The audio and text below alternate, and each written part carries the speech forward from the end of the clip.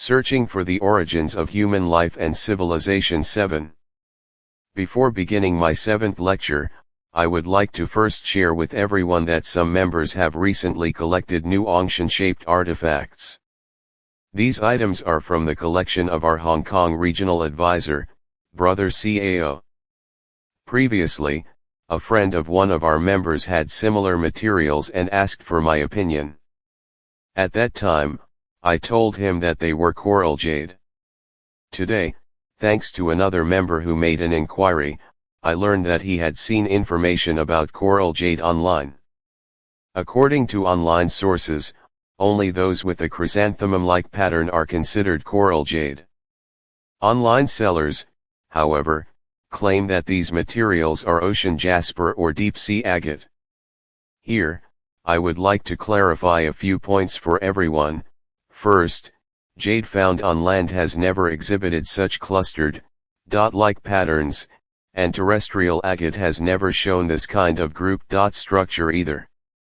Even more so in the ocean. The ocean does not produce jade.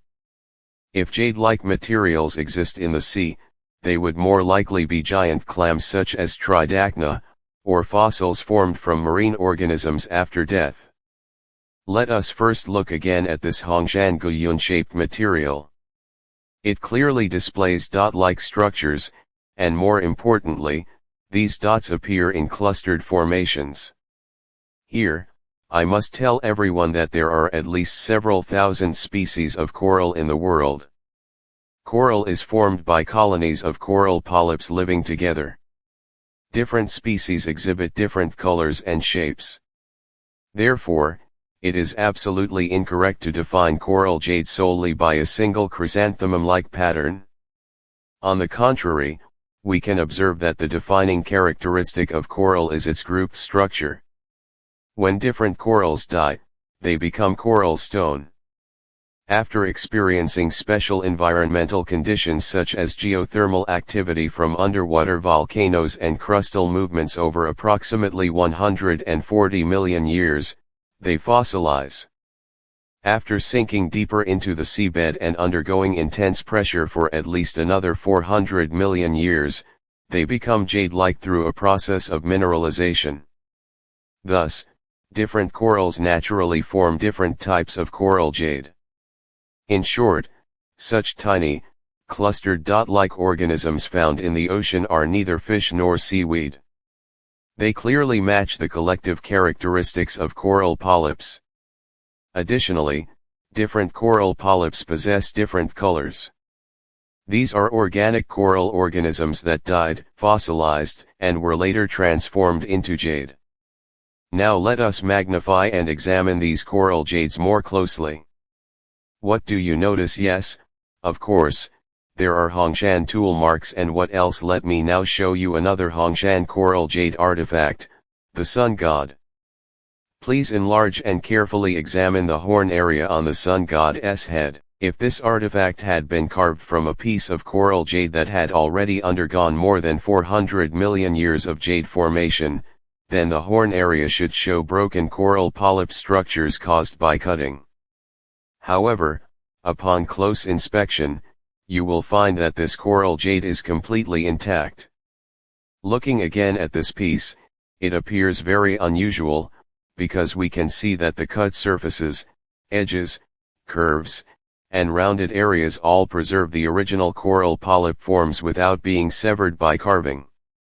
This means that before the coral underwent jadeification, it had already been shaped, cut, and carved into ritual forms.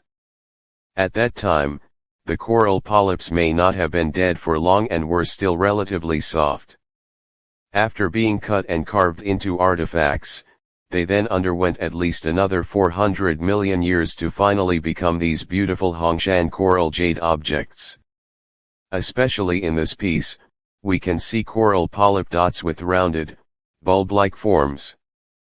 This proves that our ancestral sun gods, highly intelligent extraterrestrial beings, were already active on Earth at least 400 million years ago.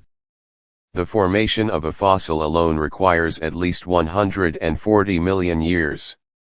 Therefore, during the 100 million years before jadeification, the sun gods had already seen multicolored, beautiful coral stones, carved them into ritual objects, and only after another 400 million years did these Hongshan coral jade artifacts come into being.